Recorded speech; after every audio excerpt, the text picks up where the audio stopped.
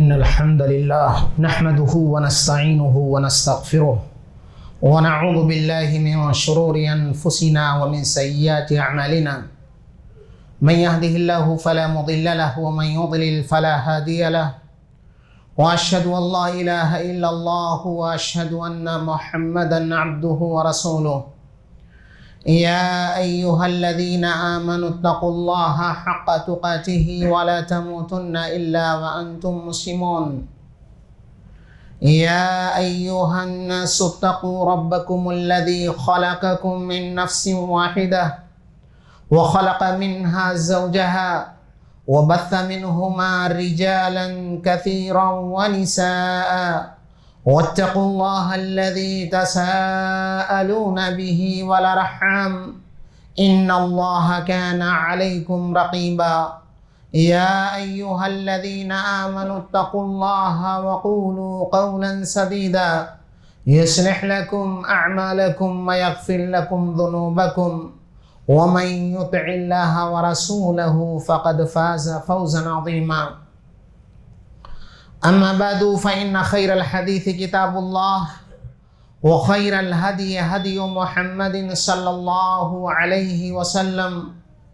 وشر الأمور محدثاتها وكل محدثة بدعة وكل بدعة ضلالة وكل ضلالة في النار فقد قال الله تبارك وتعالى في القرآن المجيد فأعوذ بالله السميع العليم من الشيطان الرجيم فإن تابوا وأقاموا الصلاة وآتوا الزكاة فإخوانكم في الدين. حاضرین جمعہ، دینی ملی بھائیوں، بزرگوں، نوجوانوں اور عزیز بچوں، اللہ رب العزت نے تمام انسان اور جنات کو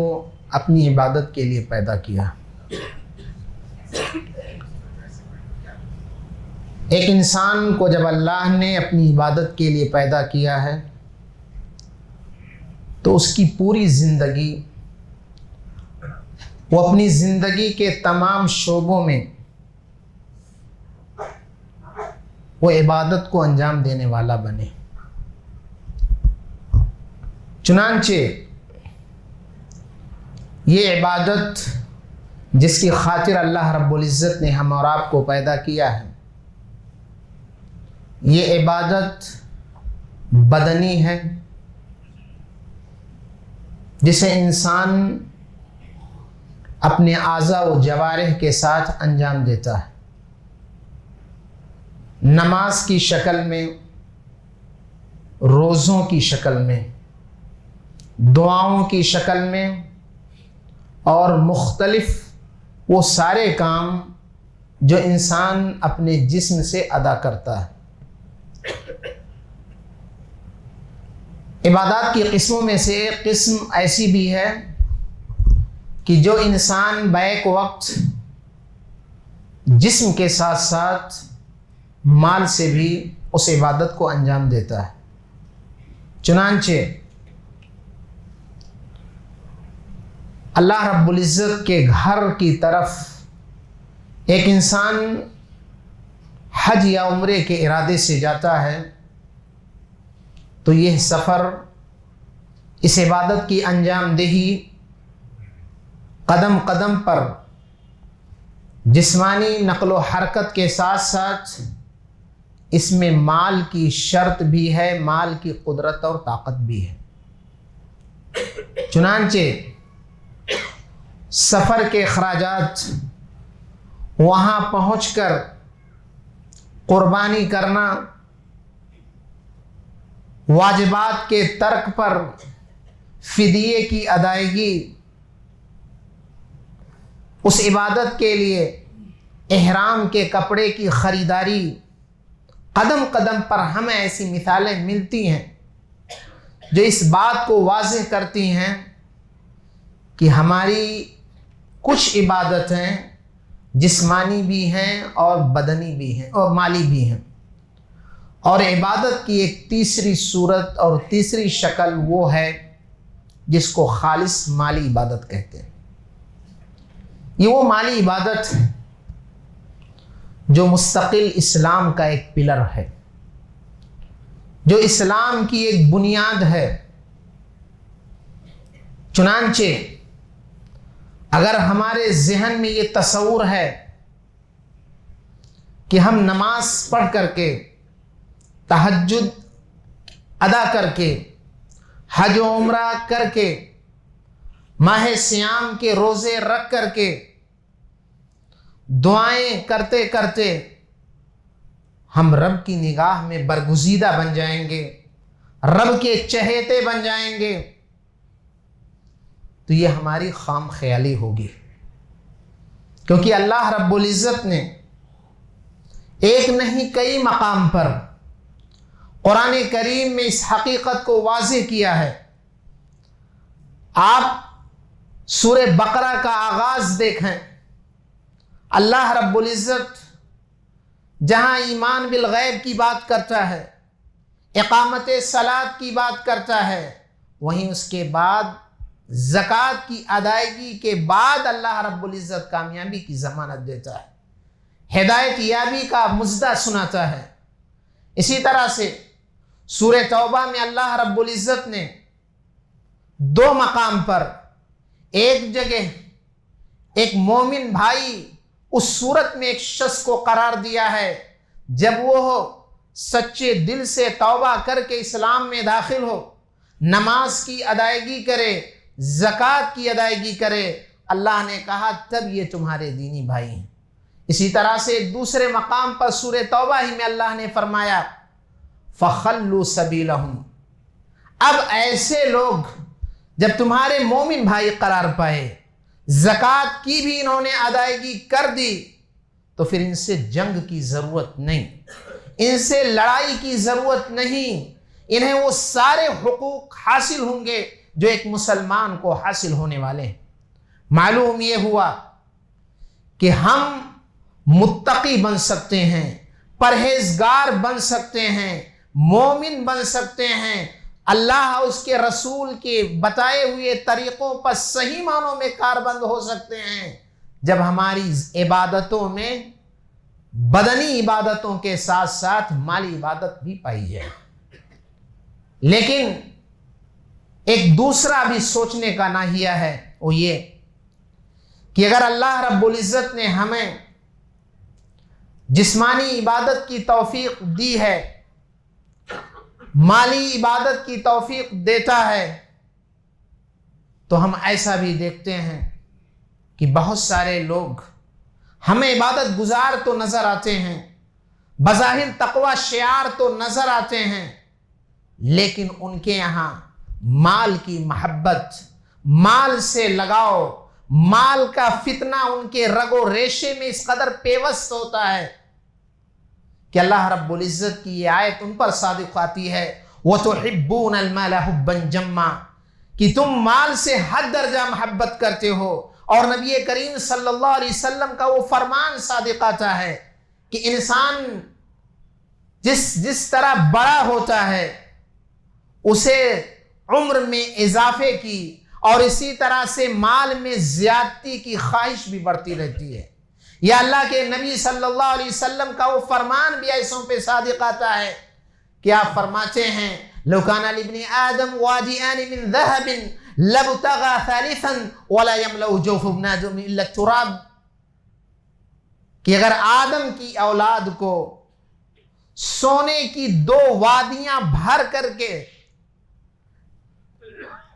مل جائیں تو تیسری وادی کی تلاش میں رہے گا۔ وادی دو پہاڑوں کے درمیان کا جو راستہ ہے کہ پہاڑ سے جب پانی گرتا ہے اس سے پانی بہتا ہے، اللہ کے نبی فرماتے ہیں ان وادیوں بھر کر کے اگر اسے سونا مل جائے تو اسے تیسرے کی خواہش ہوگی، اور انسان کے پیٹ کو مٹی کے سوا کوئی چیز نہیں بھر سکتی۔ اسی لیے آپ نے دنیا سے تعلق کی خاطر اس حقیقت کو بھی واضح کیا کہ ہر انسان کو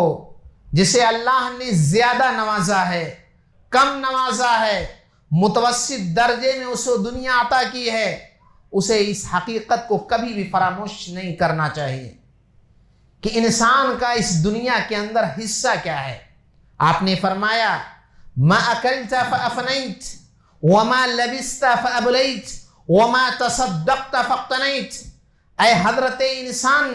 جو مال سے حد درجہ محبت کرتا ہے، جو اپنے مال میں یتیموں کا، مسکینوں کا، فقیروں کا، بیواؤں کا، محتاجوں کا، اللہ کے راستے میں خرچ کرنے والوں کا حصہ نہیں متعین کرتا، انہیں دیکھ کر کے نگاہیں پھیرتا ہے، پہلو بدلتا ہے، پشت دکھا کر گزرتا ہے۔ اللہ کے نبی فرماتے ہیں اے بینک بیلنس کرنے والوں، اے سینت سینت کے رکھنے والوں، اے مال کے میل کو اپنا اوڑھنا بچھونا بنانے والوں، اے جہنم کی آگ کو اپنے لیے خریدنے والوں، ذرا یاد رکھو اس دنیا کو جس کی خاطر تم نے اپنی شب و روز کو فراموش کر دیا ہے، جس کی خاطر تم نے اپنے آپ کو ہلاک و برباد کر دیا ہے، یاد رکھ جو تو نے اپنے حلق کے نیچے اتار لیا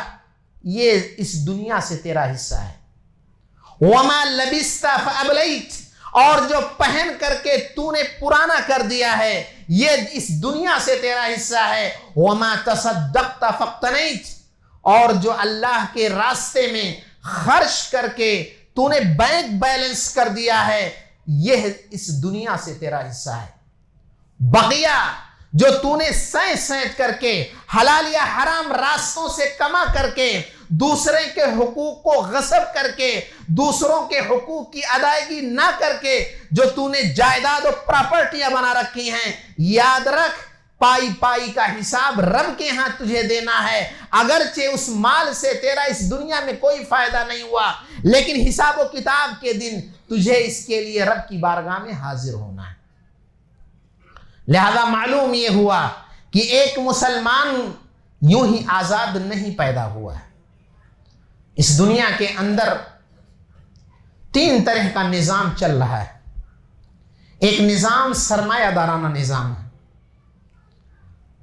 کہ ایک مالدار خوب مالدار ہو رہا ہے، ایک غریب غربت میں مزید بڑھ رہا ہے، اور یہ پوری دنیا میں جاری ہے۔ ایک دوسرا نظام جس کو اشتراکی نظام کہتے ہیں کہ انسان جو بھی کماتا اس کا مالک نہیں، جیسا کہ ماضی قریب میں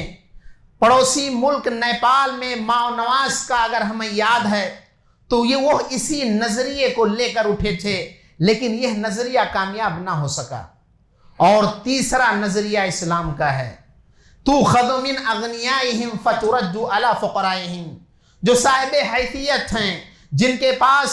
اتنا مال ہے کہ وہ نصاب تک پہنچ کر کے سال اس پر گزر گیا ہے، اللہ رب العزت نے انہیں بھی اور جن کے پاس اتنا نہیں ہے انہیں بھی یہ حکم دیا ہے کہ وہ اپنے مال سے خرچ کریں، وہ غربا و مساکین کو نوازتے رہیں۔ اس کا فائدہ یہ ہوگا کہ اس دنیا کے اندر اللہ رب العزت کے غضب سے محفوظ رہیں گے، اس دنیا کے اندر اپنے گناہوں کو مٹانے کا ذریعہ بنیں گے، اس دنیا کے اندر فرشتوں کی بد دعا سے محفوظ رہیں گے، جیسا کہ اللہ کے نبی صلی اللہ علیہ وسلم نے فرمایا کہ روزانہ صبح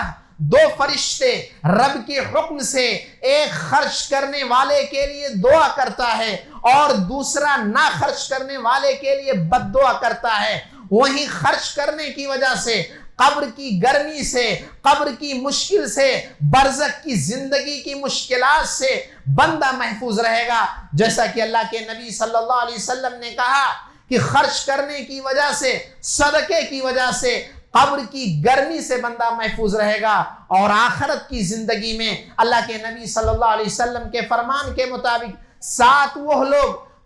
وہ خوش نصیب لوگ جنہیں عرش الہی کے سائے تلے جگہ ملے گی، وہ شخص بھی ہوگا جو ایک ہاتھ سے خرچ کرتا ہے دوسرے ہاتھ کو خبر نہیں ہوتی۔ معلوم یہ ہوا کہ صدقات و خیرات سے، زکوٰۃ کی ادائیگی سے انسان بہت سارے فوائد حاصل کرتا ہے۔ یاد رہے اللہ کے نبی صلی اللہ علیہ وسلم نے اور اسی طرح سے اللہ رب العزت نے نماز کا یہ فائدہ بتلایا ہے کہ اگر ہم نے نماز کو ان کے آداب، ان کے شروط، ان کے ارکان و واجبات کے ساتھ ادا کیا تو یہ نماز ہم سے فواحش و منکرات، بدخلقیاں اور بری عادتوں سے یہ نماز ہمیں محفوظ رکھتی ہے۔ اسی طرح سے یہ زکوٰۃ اگر ہم ادا کرتے ہیں تو ہم بہت ساری برائیوں سے محفوظ رکھتے ہیں۔ زکوٰۃ کا ادا کرنے والا شخص خود غرضی و مفاد پرستی سے پاک ہوتا ہے، لالچ اور اسی طرح سے بخیلی سے پاک ہوتا ہے۔ خرچ کرنے والا شخص جو فقراء اور مالداروں کے درمیان خلیجیں ہوتی ہیں، دوریاں ہوتی ہیں، لوٹ کھسوٹ چوری کا ماحول ہوتا ہے، خرچ اور زکوٰۃ کی ادائیگی کی صورت میں معاشرے سے اس قسم کی برائیاں ختم ہوتی ہیں۔ لہذا ایک مسلمان کو مال کے حق کی ادائیگی کے سلسلے میں، زکوٰۃ کی ادائیگی کے سلسلے میں اس کی اہمیت کو سمجھنا چاہیے۔ یاد رکھیں، مذہب اسلام جو ایک متوسط اور ایک درمیانی اور ایک بہترین شریعت ہمیں پیش کرتی ہے، یہ ہمیں بتلاتی ہے کہ ہم جس طرح سے دین کے دیگر ابواب میں آزاد نہیں ہیں، ایسے ہی زکوٰۃ کے مسئلے میں بھی ہم آزاد نہیں ہیں۔ اسلام نے اس تعلق سے پہرے بٹھا رکھے ہیں، چنانچہ ایک پہرا حاکم وقت کا ہوتا ہے کہ جس کی ادائیگی، جس کی صورت میں ایک بندہ اپنے مال کے میل کو اور اپنے مال کے حق کو نکالنے پر مجبور ہوتا ہے، چاہے حکومت غیر شرعی ہو، چنانچہ انکم ٹیکس کی شکل میں لوگ اپنے مال سے کچھ حصہ حکومت کے حوالے کرتے، اور اگر ایک شرعی حکومت ہو، ایک اسلامی نظام سلطنت ہو، تو پھر ایسی صورت میں بیت المال میں انسان اپنے زکوٰۃ و صدقات کو نکالے گا۔ اللہ کے نبی صلی اللہ علیہ وسلم جب اس دنیا سے جاتے ہیں، سیدنا ابو بکر صدیق رضی اللہ تعالی عنہ زمام حکومت سنبھالتے ہیں تو بہت سارے فتنے رونما ہوئے۔ انہی فتنوں میں سے ایک فتنہ یہ بھی رونما ہوا کہ کچھ لوگوں نے کہا ہم زکوٰۃ نبی صلی اللہ علیہ وسلم کو دیتے تھے، اب ہم نہیں دیں گے۔ حضرت ابو بکر جو بہت نرم دل واقع ہوئے تھے، جن کے سلسلے میں سیدہ عائشہ رضی اللہ کہتی ہیں کہ اللہ کے نبی آپ مصلی پر عمر کو منتخب فرمائیں۔ حضرت ابو بکر بہت نرم دل ہیں، قرآن پڑھتے ہیں تو اپنے نفس پہ کنٹرول نہیں کر پاتے، لیکن حضرت ابو بکر کا ایمان، ان کی جرأت، ان کی بہادری اس قدر تھی کہ اللہ کے نبی صلی اللہ علیہ وسلم کی وفات کے بعد بڑے بڑے فتنوں کو اپنی بہادری، اپنی جواں مردی اور اپنی قوت ایمانی کی بنیاد پر ختم کیا تھا۔ انہی میں سے مانعین زکوٰۃ کا بھی فتنہ تھا۔ حضرت ابو بکر نے کہا کہ جو شخص زکوٰۃ کی ادائیگی نہیں کرے گا میں اس کے خلاف جنگ کروں گا۔ صحابہ کرام کے لیے بات عجیب لگی۔ حضرت ابو بکر رضی اللہ تعالیٰ عنہ نے قرآن کی انہی دونوں آیات کی روشنی میں کہ اگر وہ توبہ کرتے ہیں، نماز قائم کرتے ہیں، زکوٰۃ کی ادائیگی کرتے ہیں، تب یہ تمہارے مومن بھائی ہیں، تبھی ان کے راستے کو چھوڑا جائے گا، ورنہ ان کے ساتھ قتل کیا جائے گا۔ گویا حضرت ابو بکر نے حکومت کی جانب سے یہ کھلے طور پر اعلان کر دیا کہ اسلامی نظام حکومت کے تحت رہنے والے سارے مالدار لوگ، سارے صاحب حیثیت لوگ آزاد نہیں ہیں، انہیں اپنے مال کا 2.5% زکوٰۃ ادا کرنا ضروری ہے، ورنہ وہ اسلامی حکومت کی نگاہ میں مجرم قرار پائیں گے، اور اسلامی نظام کے تحت اگر ادائیگی کو جائز نہیں سمجھتے تو کافر قرار پائیں گے۔ گویا کہ اسلامی نظام حکومت کے تحت ایک بندہ مجبور ہے کہ وہ اپنے مال کا 2.5% زکوٰۃ ہر حال میں نکالے۔ اسی طرح سے ایک معاشرتی پہرا بھی ہوتا ہے۔ ہم دیکھتے ہیں کہ بہت سارے مالدار لوگ، صاحب حیثیت لوگ جنہیں اللہ نے بہت نوازا ہے، جب وہ زکوٰۃ نہیں نکالتے، غرباء و مساکین پہ خرچ نہیں کرتے، تو لوگ انہیں تانوں سے نوازتے ہیں، فقطیاں کستے ہیں، ان کے سلسلے میں الگ الگ طرح کی باتیں کہتے ہیں۔ اسی لیے تو اللہ رب العزت نے کہا وَلَا تَحَاضُّونَ عَلَىٰ طَعَامِ الْمِسْكِينِ، یہ باہم ایک دوسرے کو مسکین کو کھانا کھلانے پہ نہیں روکتے۔ گویا کہ یہ معاشرہ ایسے مالداروں کے اسٹیٹس کو مینٹین کرنے کے لیے، ایسے مالداروں کی حیثیت کو بحال رکھنے کے لیے، ایسے مالداروں کو غربا سے قریب کرنے کے لیے جہاں روزے کا فلسفہ پیش کرتا ہے، وہیں انہیں یہ حکم دیتا ہے کہ وہ انہیں بھی اپنے ان کے دکھ درد میں شریک ہو کر کے ایک مسلمان بھائی ہونے کا ثبوت پیش کریں۔ اور تیسرا پہرا ایمان کا ہے، جو ایمان یہ بتلاتا ہے کہ انکم تنصرون وترزقون بضعفائکم، اے مسلمانوں جو تمہیں اللہ نے مال سے نوازا ہے، یاد رکھیے گا یہ تمہاری اپنی صلاحیت نہیں ہے، یہ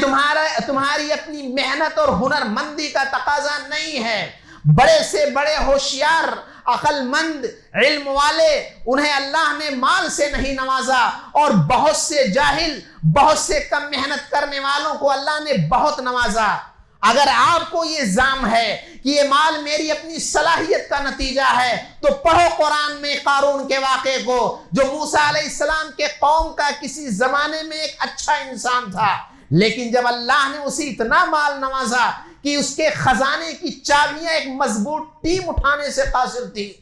جس نے یہ کہا تھا انما اوتیتہ علی علم عندی، یہ مال، یہ دولت، یہ پراپرٹی میں نے اپنی ذاتی صلاحیت کی بنیاد پہ حاصل کیا ہے۔ اللہ رب العزت فرماتا ہے فخسفنا بہ وبدارہ الارض، اللہ نے اسے بھی اور اس کے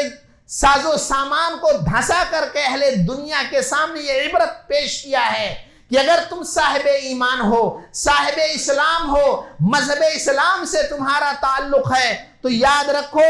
مال کی تقسیم رب کی جانب سے ہے۔ رب تمہیں نواز کر کے یہ حکم دیتا ہے کہ ان کے حقوق کی ادائیگی کرو، اور جنہیں محروم کر رکھا ہے، چاہے وہ یتیم ہیں باپ کے سایہ اٹھنے کی وجہ سے، بیوہ ہیں شوہر کے نہ رہنے کی وجہ سے، مسکین ہیں مال و دولت کے نہ ہونے کی وجہ سے، مسافر ہیں سفر میں اجنبیت کی وجہ سے، ایسے لوگوں کا تمہارے مال میں حصہ ہونا چاہیے۔ کیوں؟ اس لیے کہ یہ اللہ رب العزت کی تقسیم ہے، تمہیں حکم دیتا ہے کہ تم نوازو، اور انہیں حکم دیتا ہے کہ وہ صابر و شاکر بن کر کے، وہ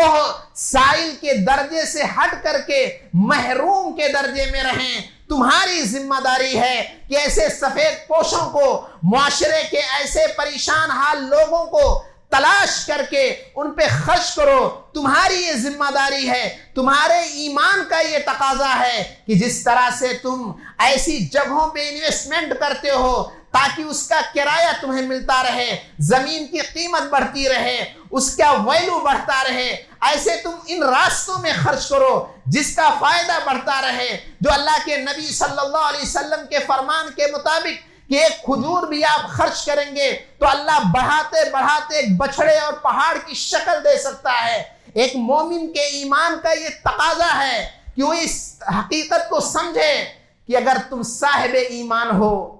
تو تمہیں قرآن کی وہ آیتیں بھی یاد ہونی چاہیے جس میں اللہ رب العزت نے فرمایا ان الذين يكنزون الذهب والفضة ولا ينفقونها في سبيل الله فبشرهم بعذاب عليم يوم يحمى عليها في نار جهنم فتكوى بها جباههم وجنوبهم وظهورهم هذا ما كنزتم لأنفسكم فذوقوا ما كنتم تكنزون۔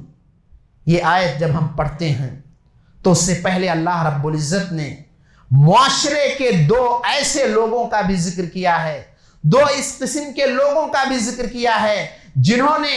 اپنی حیثیت کو، لوگوں کے مال کو ناحق حاصل کرنے کی کوشش کی۔ چنانچہ یہود و نصارہ کے وہ علماء جو غلط فتووں کی وجہ سے، جو اپنے علم کا ناجائز فائدہ اٹھانے کی وجہ سے، جنہوں نے علماء سو کا رول اپنا کر کے لوگوں کے مال کو حاصل کرنے کی کوشش کرتے تھے، یا عیسائیوں کے وہ پیر و مرشد جو اپنی تقوی اور طہارت کا ڈھڈورا پیٹ کر کے لوگوں کے مال کو حاصل کرتے تھے۔ اللہ رب العزت نے ان دو گروپوں کا تذکرہ کرنے کے بعد فرمایا کہ معاشرے کے وہ مالدار لوگ، وہ صاحب حیثیت لوگ جنہیں ہم نے مال سے تو نوازا لیکن ان کا ایمان انہیں ان کے حق کی ادائیگی سے روکا، بلکہ کیا کیا؟ یکنزون الذهب والفضة، وہ سونے اور چاندی کو خزانہ بنا کے رکھتے ہیں۔ سونا اور چاندی ایک تو وہ ہے جو زیورات کی شکل میں ہے، ایک وہ ہے جو لوگ اس کا کاروبار کرتے ہیں یا بسکٹ وغیرہ بنا کر کے اس گولڈ کو رکھتے یا کہیں پر ڈپوزٹ کرتے ہیں۔ ایک سونا یہ ہے، دوسرا سونے کی شکل یہ ہے کہ انسان یہ روپے پیسے، یہ تجارت جو مختلف انداز میں ہیں، جس تجارت اور جن روپے پیسوں کا معیار یہی سونا اور چاندی ہے، یہ بھی انہی میں سے ہیں، کیونکہ حدیث میں آتا ہے کہ وہ مال جس کی زکوٰۃ نہ ادا کی گئی ہو وہی کنز ہے، وہی خزانہ ہے جس کا اس حدیث کے اندر ذکر کیا گیا ہے۔ تو اللہ رب العزت فرماتا ہے اور اللہ کے راستے میں وہ خرچ نہیں کرتے، فَبَشِّرْهُمْ بِعَذَابٍ أَلِيمٍ، ایسے بخیلوں کو، ایسے دنیا داروں کو، ایسے دوسروں کے حقوق کو ناحق ہضم کرنے والوں کو خوشخبری دے دیجئے دردناک عذاب کی۔ اس دن یحمى علیہ فی نار جہنم فتقوى بها جباہهم وجنوبهم وظہورهم۔ اللہ رب العزت نے یہاں پر ان تمام صاحب حیثیت لوگوں کی کردار کا ایک معمولی نقشہ کھینچا ہے کہ جب ان کے گھروں پر زکوٰۃ اصول کرنے والے یا زکوٰۃ لینے والے آتے ہیں تو دیکھ کر کے اپنی نگاہیں پھیرتے ہیں،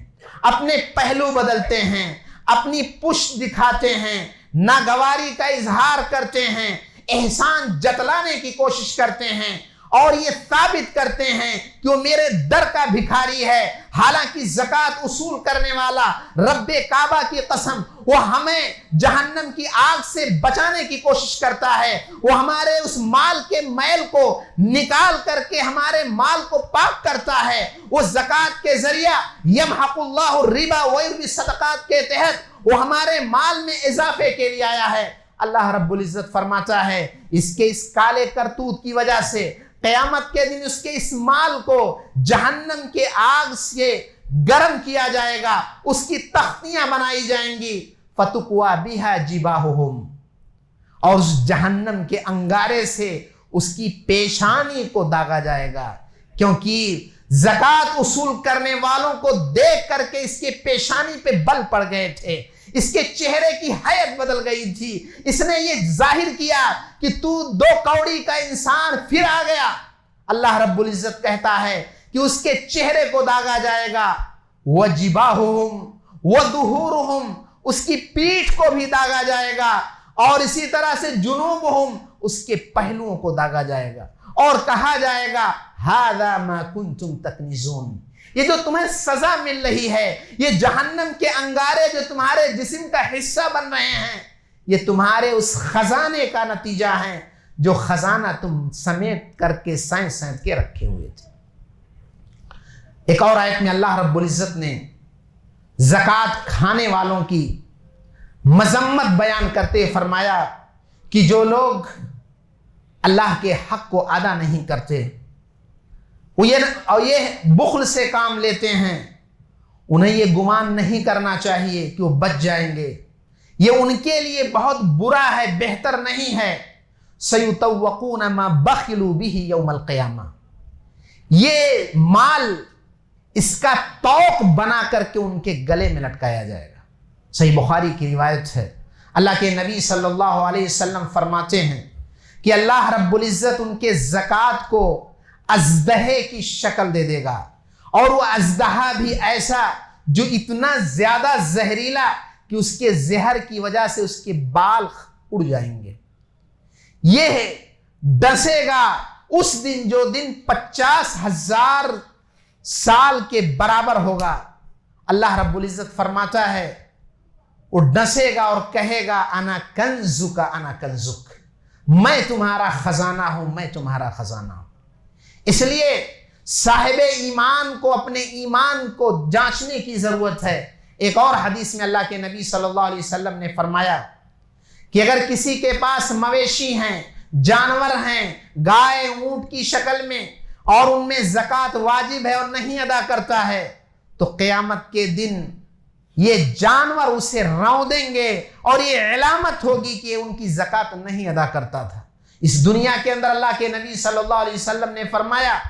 کہ جو لوگ زکات نہیں ادا کرتے ہیں ان کی نحوست کی وجہ سے اللہ رب العزت آسمان سے بارش روک دیتا ہے۔ بہت سارے تجارت پیشہ یہ سوچتے ہیں کہ بارش کا نازل نہ ہونا یہ تو کسانوں کے لیے مصیبت ہے، ہمارا اس سے کیا لینا دینا، لیکن یاد رہے ہر ایک دوسرے سے جڑا ہوا ہے۔ کسان کا غلہ خوراک کی شکل میں ہم لیتے ہیں، اللہ رب العزت اگر بارش روکتا ہے تو یہ سزا ہے، یہ نحوست ہے ہمارے برے اعمال کی۔ اللہ کے نبی فرماتے ہیں اگر یہ چوپائے نہ ہوتے تو اللہ رب العزت تمہیں بارش سے بھی نہ نوازتا۔ یاد رہے عبداللہ ابن عباس رضی اللہ تعالی عنہ، جن کے لیے اللہ کے نبی صلی اللہ علیہ وسلم نے دعا کی تھی کہ اللہ تو انہیں قرآن کا فہم عطا فرما، اے اللہ تو انہیں تفسیر کا علم عطا فرما، دین کی سمجھ عطا فرما۔ یہ کہتے ہیں کہ قرآن میں 3 چیزوں کو 3 چیزوں کے ساتھ جوڑا گیا ہے، اگر ہم 3 چیزوں کو دوسرے 3 چیزوں کے ساتھ ملا کے نہیں کریں گے تو کامیاب نہیں ہوں گے۔ اللہ رب العزت نے قرآن میں جہاں بھی یہ حکم دیا ہے کہ میری اطاعت کرو، وہیں ساتھ ساتھ اللہ کے رسول کی اطاعت کا حکم دیا ہے۔ اللہ کے رسول کی اتباع، آپ کی اطاعت کے بغیر کوئی مسلمان نہیں ہو سکتا، کیونکہ شہادتین کا یہی مطلب ہے، یہی ایگریمنٹ ہے ایک مسلمان کا اللہ سے کہ ہم تیرے لیے کریں گے، تیرے رسول کے طریقے کے مطابق کریں گے۔ اگر ہم نے حنفی بن کر، شافعی بن کر، مالکی بن کر، حنبلی بن کر، نقشبندی، سہروردی، چشتی، قادری بن کر، شیعہ اور صوفی بن کر کے، قبر پرست بن کر کے اس ایگریمنٹ کے خلاف عمل کیا ہے تو عبداللہ ابن عباس کہتے ہیں وہ صحیح معنوں میں اللہ کی اطاعت کرنے والا نہیں ہوگا۔ اسی طرح کہتے ہیں کہ اللہ رب العزت نے اپنی شکر گزاری کے ساتھ ساتھ والدین کے ساتھ اچھا برتاؤ کرنے کا حکم دیا ہے۔ قرآن کریم میں انشکر لی ولی والدیک وقضى ربك الا تعبدوا الا اياه وبالوالدین احسانا، ہم کتنے زیادہ حقوق کی ادائیگی کرنے والے ہوں، ساس سسر کی خدمت کرنے والے ہوں، بیوی بچوں کو ایک رائل فیملی کی طرح سے ایک اچھا ان کے اوپر خرچ کرنے والے ہوں، لیکن اپنے والدین کے ساتھ اچھا برتاؤ کرنے والے نہیں ہیں، تو یاد رہے ہم اللہ کے صحیح معنوں میں حق ادا کرنے والے نہیں ہوئے۔ اللہ کے نبی فرماتے ہیں من لم یشکر الناس لم یشکر اللہ، جو لوگوں کا شکر گزار نہیں ہوا، خاص کر کے اپنے والدین کا شکر گزار نہیں ہوا، وہ اللہ کا شکر گزار نہیں ہو سکتا۔ اسی طرح سے عبداللہ بن عباس رضی اللہ کہتے ہیں جو بندہ نمازی ہے، صف اول کا نمازی ہے، تہجد گزار ہے اور زکوٰۃ کی ادائیگی کرنے والا نہیں ہوا تو یہ نماز اسے جہنم کی آگ سے بچا نہیں سکتی، کیونکہ اللہ رب العزت نے قرآن میں 30 مقام پر نماز کے قائم کرنے کا حکم دیا ہے، جن میں 27 دفعہ نماز کے ساتھ زکوٰۃ کو جوڑا ہے۔ یہ اس بات کی طرف اشارہ ہے کہ نمازی بننا بہت ضروری ہے، لیکن نمازی بننے کے ساتھ ساتھ زکوٰۃ کی ادائیگی کرنے والا بننا ہے، صدقات کرنے والا بننا ہے۔ اللہ کے نبی جن کی پوری زندگی اس بات پہ شاہد ہے کہ کبھی بھی آپ صاحب نصاب نہیں ہو سکے، کبھی بھی آپ کے پاس 85 گرام سونا یا 595 گرام چاندی یا اس کے برابر آپ کے پاس روپے پیسے پورے سال نہیں اکٹھا ہوئے، لیکن اس کے باوجود آپ ہی کے بارے میں آتا ہے کہ ماہ رمضان میں جب جبرائیل سے آپ کی ملاقات ہوتی تھی تو تیز و تند آندھی کی طرح خرچ کرتے تھے۔ اس لیے مسلمانوں، اگر ہم صحیح معنوں میں رب کی رضا کے مطابق رب کی رضا حاصل کرنا چاہتے ہیں، دنیا و آخرت کی سعادت چاہتے ہیں، رب کی بارگاہ میں خسرخرو ہونا چاہتے ہیں، تو ہمیں اسلام کی 5 پلرز کی، ہمیں اسلام کی ان بنیادوں کو مضبوطی کے ساتھ تھامنا ہوگا۔ ہمیں یہ تصور کرنے ہوگا کہ لا مانع لما اعطیت ولا معطی لما منعت، اللہ دینا چاہے تو کوئی روک نہیں سکتا اور روکنا چاہے تو کوئی دے نہیں سکتا۔ اگر اللہ نے ہمارے مال میں غربا کا، مساکین کا، محتاجوں کا، ضرورت مندوں کا حق رکھا ہے تو ہم واجبی طور پر بھی اور نفلی طور پر بھی خوش دلی کے ساتھ بغیر احسان جتلائے ہوئے، بغیر چہرے کی حیت بدلے ہوئے، بغیر کسی کے سامنے ریا و نمود کا شائبہ پیدا کیے ہوئے اگر ہم زکوٰۃ کی ادائیگی کرنے والے ہوتے ہیں تو یقیناً ہم دنیا اور آخرت دونوں میں کامیاب ہوں گے، اور زکوٰۃ و صدقات کے جو فوائد ہیں دنیا و آخرت کے انہیں حاصل کرنے والے ہوں گے۔ اللہ رب العزت سے دعا ہے کہ الہ العالمین تو ہمیں اس ماہ مقدس میں جس طرح سے بہت سارے ناہیوں سے ہماری تو نے تربیت کی ہے، اے اللہ تو زکوٰۃ کے حوالے سے بھی، صدقات کے حوالے سے بھی ہمیں اس لائق بنا کہ ہم بقیہ دنوں میں اور آئندہ دنوں میں بھی زکوٰۃ و صدقات کو ادا کرنے والے بنیں۔ الہ العالمین تو ہمیں توفیق دے کہ ہمارے دلوں کے اندر غربا مساکین کی محبت اور ان کے درد کو سمجھنے والے بنیں۔ الہ العالمین ہم میں جو بیمار ہیں شفا یاب فرما، جو مقروض ہیں انہیں قرضوں کی ادائیگی کی توفیق عطا فرما، جو پریشان حال ہے مولا ان کی پریشانی کو دور فرما۔ الہ العالمین جو دین سے دور ہیں، جو شریعت سے دور ہیں، جو اسلام سے دور ہیں، مولا تو انہیں اسلام سے قریب فرما۔ آمین۔